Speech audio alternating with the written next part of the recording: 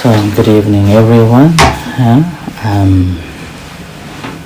It's a bit of a challenge when I see newcomers and then a regular practitioner and then just finding it difficult what to say. And this is normally the case because we do not run like a course that will continue from one after another, and it's quite a challenging too. Whenever we come across with the experiences, we normally define it into a pleasant or unpleasant. And sometimes we just ignore them. And that recognition of a pleasant and unpleasantness, again, that's purely based on our desires. Our desires. If we have desire to want, then we will be making it the stories that this is such a wonderful thing I should have. That's why normally children will fight for it and saying that this is the only thing I want, nothing else. Whereas opposite, if that things doesn't matter how good that is and you dislike it, there will be a tendency of pushing it away because that's unpleasant. I don't want it to be with me. It's like fighting between iPhone and a Samsung. People who likes the Samsung will say, "Oh, iPhone is terrible," and in the meantime, someone who is using iPhone for some time and used to with that, and you're given this Samsung and say, "Oh, it's so complicated. I can't have it. I can't use it. So I don't want it." Like that, pushed it away. But experience itself, things that comes to us itself, in reality, that is actually very neutral. That's just there as a natural truth, as a thing that is there. And that's happening because of the natural existence of its character. It's a nature. It's happening and it's there. And the same, we have our nature. We want and we have this nature of doing it. And in between, this nature of the things that comes itself, it is functioning due to its own character. And when it is functioning, we have a relationship with it, and we also have a different character connect with it, and that's how we become conditioned with that into a pleasant or unpleasant. We have our own nature, and that has also their own nature. Nothing to do with one another as long as it's not tuned in. Now, practice of a mindfulness meditation is like that. Ability to recognize that things that we are coming across, things that we are experiencing, is purely, it's a natural character of each individual items, our and also that as well. And when we understand that one, what happens that we will not be bothered by that at all, able to let it be, rather than wanting to have or wanting to get rid of in that way. And in order to do that, again, basically, our mind is something that always on the drive. It's always going, always running, always moving. It's very difficult to tame, very difficult to train it. And there are the states that sometimes we think that I want to know this one, and sometimes we think that this is the state that I think I am. But oftentimes that's a deluded state as well. That's not a pure state. because we are still driven by so-called defilements, desires, hate, negativities. As a result of that, what happens that we haven't understood properly. But when we practice mindfulness meditation, at least we begin to see from the basic levels that how things happens and how do we deal with that. And further on, we will be able to recognize our own mental states. And that mental states, again, will help us to reduce our reaction more and more, but learning to be with one in the present moment, in the moment here and now. But obviously, oftentimes we have this concept that when we practice meditation, it's just a practice of a meditation. It has so many other fundamental things that we have to practice in order to enhance in the practice. And that basically begins from learning to share, learning to give, learning to share.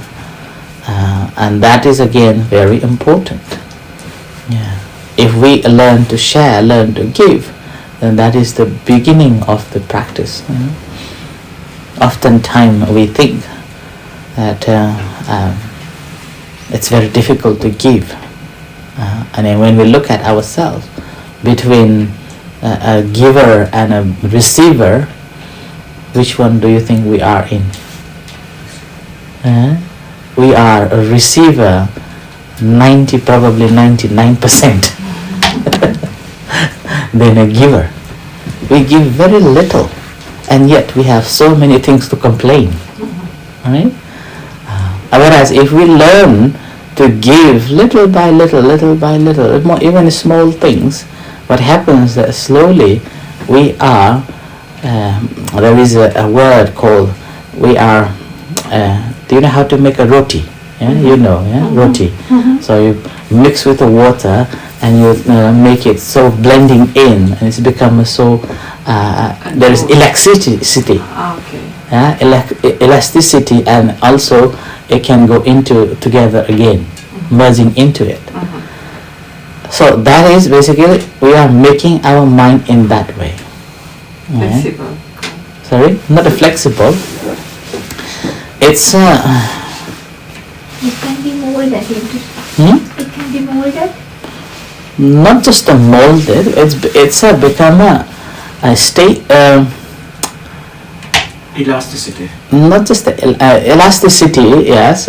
Our mind becomes elasticity, open, and in the meantime, it has got the wisdom to see things.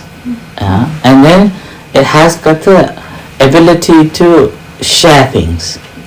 And whenever you receive things, first thought will be thinking, oh, I think this is good for that person. That sort of a mindset will develop, rather than, oh, this is for me. And suppose that you bring too many things here, and then straight away you'll be thinking, I want this, I want that, and I should keep it for myself, like that. But whereas, if you're learning from giving, what happens that slowly, you will be thinking, oh, this is good for that person, that is good for that person. So your mindset becomes giving first. And with that concept, with that mindset, what happens that the sila or the precepts automatically blends in, which is the precepts.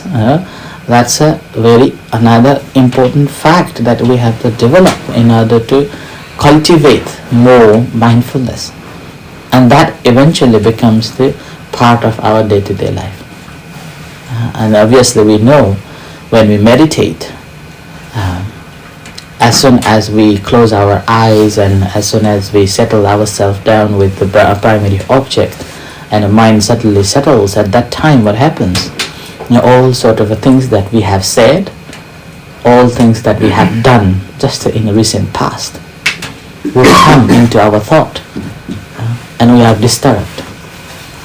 And when we are disturbed, what we are thinking that, oh, I should have done like this, I should have done like that. We will be planning as you are meditating. And with that, what happened? We cannot meditate. We haven't got a concentrated mind. Our mind is not rested because our mind is still dealing with those issues that we have just left. Right? But whereas if we are practicing sila, at least of a 5 precept, which is not to do any harms, not to steal, not to have a sexual misconduct, or not to lie, and not taking any intoxicant, what happens that physically and verbally we have purified. And when we come to meditate, we have nothing to worry about. Even if you are asked to speak about what have you done, there will be very little things to say. And with that limitation, what happens? You can meditate more easily. More easily. And you can concentrate the intended object even faster. And go into even little deeper concentration. And with that, having this concentrated mind, what happens? You will be able to discern things, what's happening, how it is happening. You become more mindful of your body, of your mind, and how you are dealing with that. So these are also another important factors that we have to develop along the way if we are looking for the development of a mindfulness. And with that, what happens as we become more mindful of ourselves, our body, our mind, whatever we are coming through, whatever we are experiencing, that becomes just another natural truth. That is that character, that's the natural character of that, and then this is my character, this is my natural character.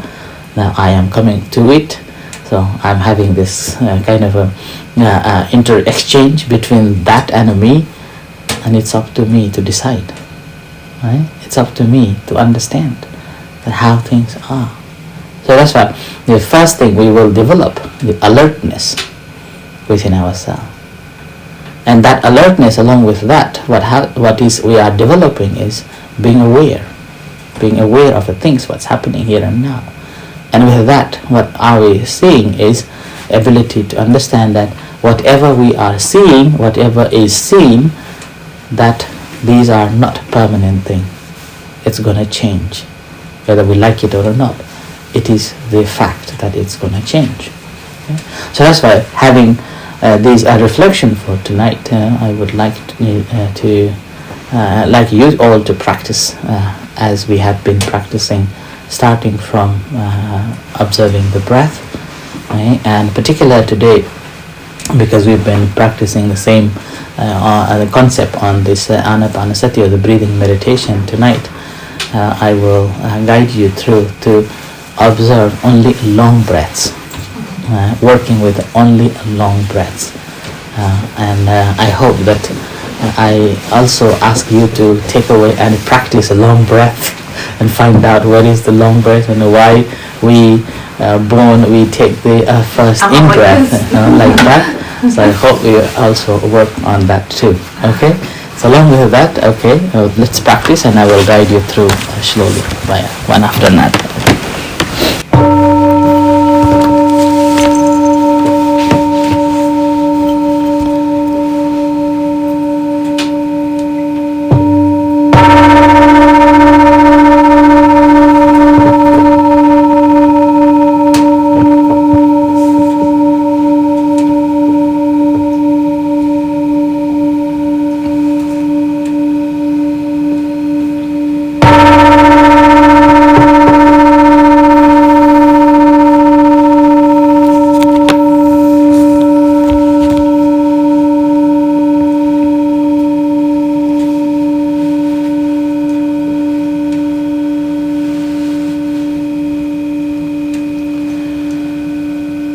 So bring your attention to the room,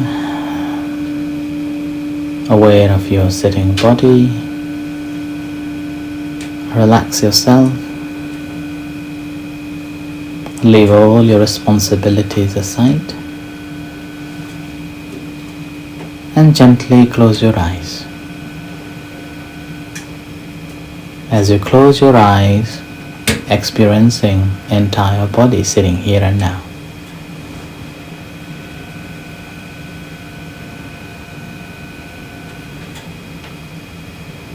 feeling the entire body.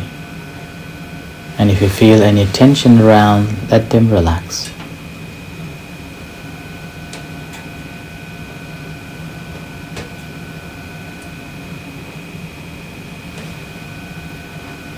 So sitting comfortably in a relaxed position.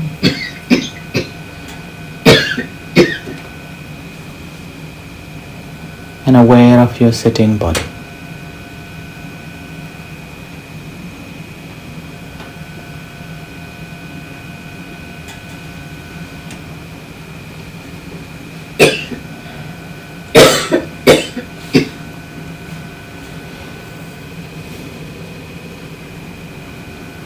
And just going through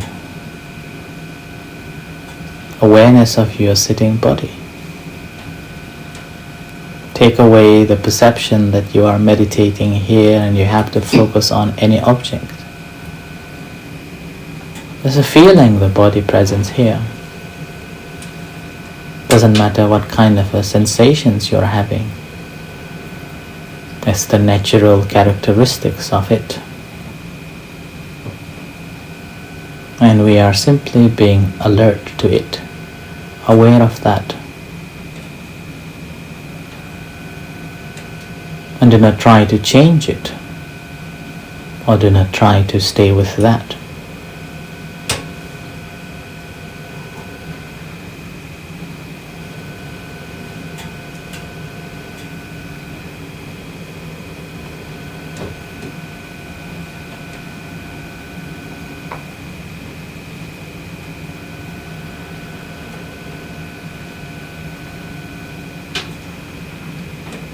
So just being mindful of your sitting body and experiencing that this body is sitting here quietly in a relaxed position, and I'm aware.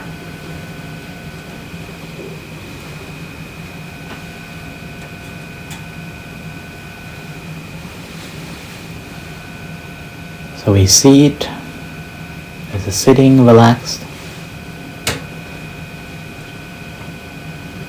perceiving it as it is, not thinking of this or that.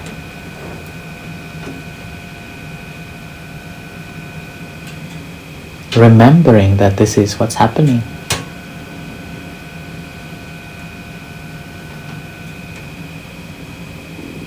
And knowing entirely. You're consciously aware of the entire process of being conscious of this entire body sitting here and now.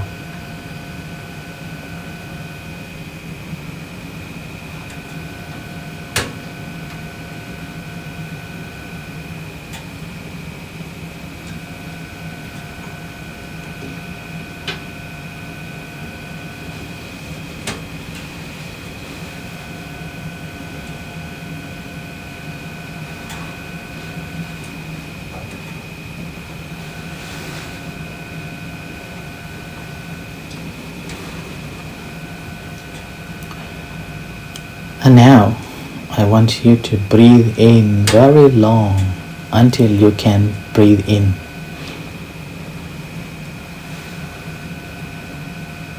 And breathe out completely, as though nothing left in your belly, in your body.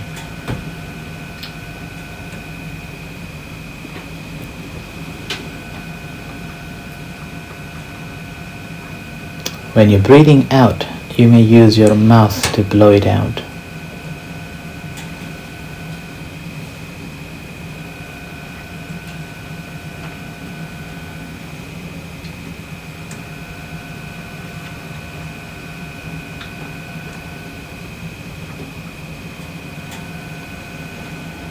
So both incoming breath and outgoing breath, we are actively engaging to make it a long breath.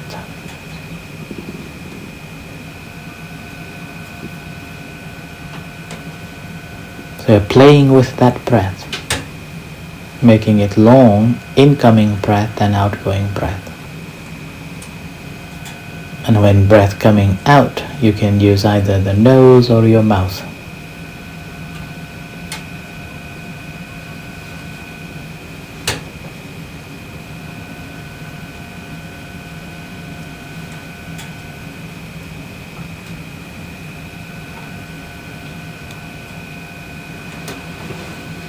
So breathing in long and breathing out long.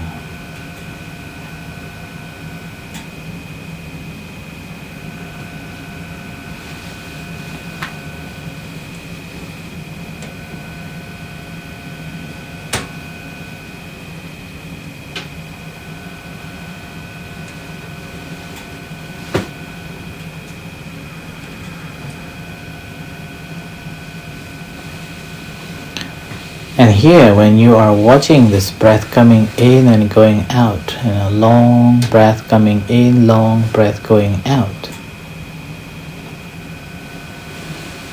where are you watching that? Where are you recognizing that breath? Long breath coming in and long breath going out.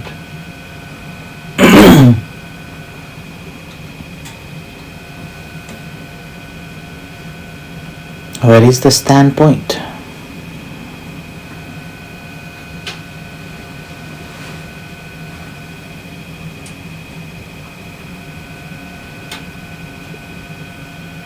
Are you aware of this long breath at one specific place or a different place?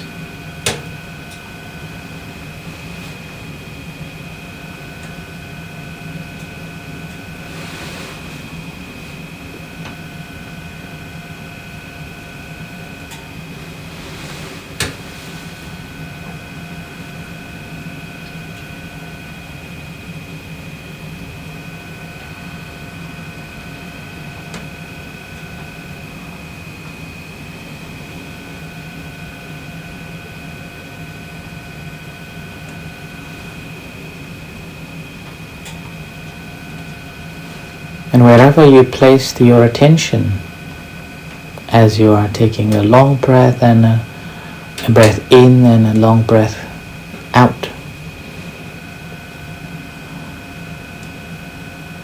has a lot to do with our physiology, with our feelings and with our mind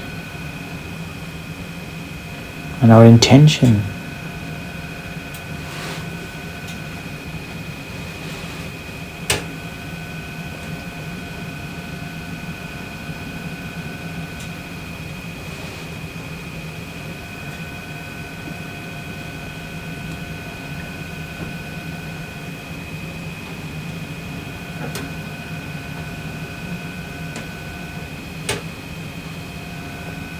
So continue making it long and making it short.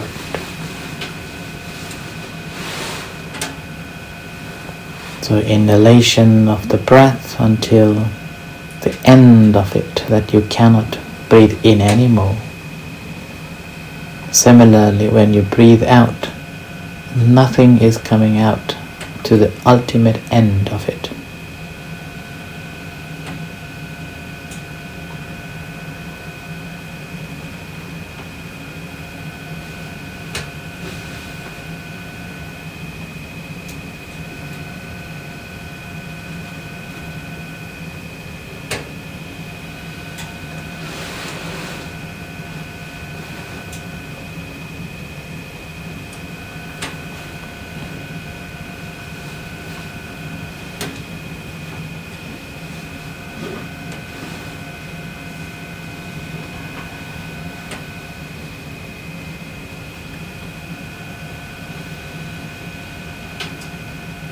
So in this way, continue practicing,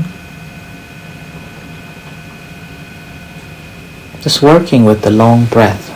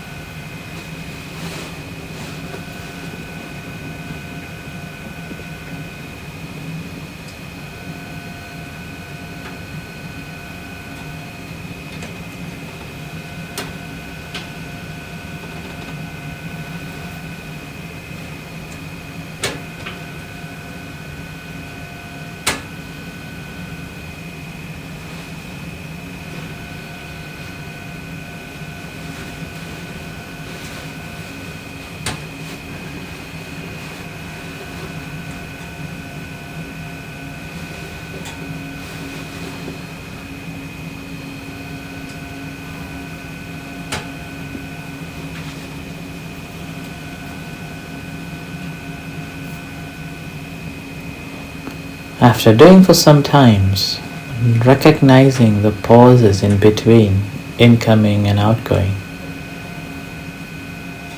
after you have fully breathed it out, before you're taking in what happens, and after you have fully taken in, at the end, what happens?